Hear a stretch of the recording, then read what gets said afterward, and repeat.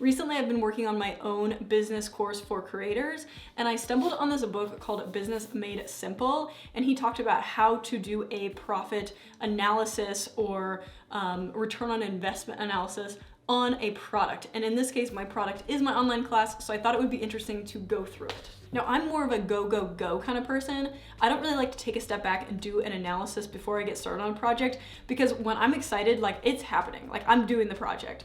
Even if I lose money on it. Like, that's how my mind is. It's like, it's not even about the money. I just need it in this world. So I'm trying to take a more business approach to it and say, okay, how much can I make off this course? Because Ali Abdaal, he posted his Creatorpreneur course, and he's probably making a ton of money. I mean, think about all the people that sign up to his course, and that's like low maintenance. And so I felt like I needed to do a more detailed version of his course, where you take a step back and you're like, okay, how to file an LLC, how to do QuickBooks, kind of more like everyday kind of tasks. I felt like that was missing, but I wanted to do an analysis on it and see like how much did I actually invest in it, but it's too late for me. Like, I've already started filming, but I thought it'd be interesting to do this. So in this video, we are gonna be going over how much I have spent on this course, how much time, and then turn that into money and say, okay, how much have I invested in this course? And then use a little algebra, I know, scary, to back calculate how many people I would need to sell the course to in order to make back my money. So like, how many people do I have to have sign up for the course before I start making money off this product? And then we will end with some recommendations and a conclusion. If you're new here, my name is Liz. I'm a data science manager at Intel, but on the side, I film videos about business, self-help, books, productivity, planning, all the things that I just love to do. It's like all organization type stuff. So if you're into that, feel free to subscribe. Otherwise, let's jump into it. Now let's start with the cost. How much does it cost to put this course together? How much have I invested into it? The first thing is my editor. I hired an editor, so it took about a month to edit all the videos. So to have my editor full-time for a month to finish the videos was $1,495. Next, we have the filming. So let's assume that I'm paying myself $200 an hour. It was about 12 hours of filming, so that puts me at $2,400 just to film the course. Okay, and then we have the notes for the lecture. Now, I like to take very detailed notes and get every little nitty-gritty thing, because the filming's only half the battle. Really, the money is gonna be and the value is gonna be in the notes. So there are 22 lectures. Let's say it takes about an hour to do lecture notes. So that's gonna put me at about $4,400. And then you have to design the website. So that took me, I would say, around 10 hours. I'm still not completely done, but I'm thinking it'll take 10 hours total, and that's gonna put me at another $2,000. And lastly, we have Canva, which is $12.95 for the month, which is very low considering the rest of everything else, but it's essential because that's how I make the visuals for my course. Now that puts us at a grand total of $10,307.95 to make this course. That is actually insane. I thought, oh, you know, like, I'm not paying myself, it's not that bad, but $10,000, if I pay myself, like if I was to outsource this whole project, $10,000 of my time and energy and money and investment, that is so much money. I did not think it was that high. Now, if I didn't pay myself, it would be around $1,500, roughly $7.95 with the Canva. So that's not nearly as bad. And that's what I was thinking in my mind. I'm like, oh, it's like 1,500 bucks.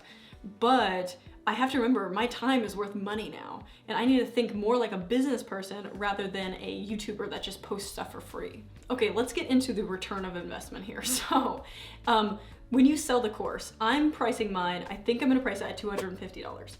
Now, that you don't get just the $250. There are transaction fees and stuff like that. So I'm doing mine on Teachable. Teachable has a 2.9% transaction fee for credit cards, and then a 10% transaction fee that it's just what they quoted. I haven't actually sold a course yet, but this is just what's on their site. And then a 2% back office fee. So that puts it at 14.9% in just fees alone. So that is taking 14.9% of that $250 that I'm selling the course for. So to calculate a true return on investment, you actually have to do some algebra here. So I'm pulled up my Canva thing. I'm just gonna write out the equation that I used. So don't get too scared, it's just algebra, okay? We did this in high school, we can chill. So I have X. X represents the number of people that would need to purchase my course. And then I have 250, that's how much I'm selling it for. But I need to subtract out 14% of that 250 in order to get the real amount. So I have 250 minus the 250 times the 14.9% because I'm losing that, that's not going to me. And then I set that equal to my the total amount of money I invested in the course. And that will calculate out to 48 people. That is how many people I need to sell the class to in order to break even on this project, which that's not as bad. Now, if I were to replace this 10,000 with the 1,500, it would be about 7 people, which makes me feel a little bit better. Now, I don't know how many people are gonna buy my course. I just wanted to make it. I don't know how I'm gonna market it yet. I have no idea. I just want to put it out into the world. So I'm hoping, I mean, 48 people, that'd be amazing. But I'm kind of more expecting 10.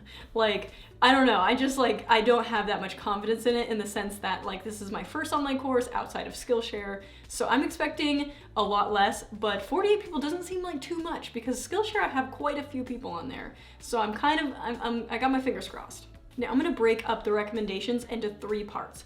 If you have never filmed a course before and you're a beginner, I would recommend not doing this analysis. I just don't think it's worth it. I filmed my first course with an iPad on a stack of books and with a free screen recorder. Like, do that if you're a beginner and put it on Skillshare. Super easy, minimal viable product.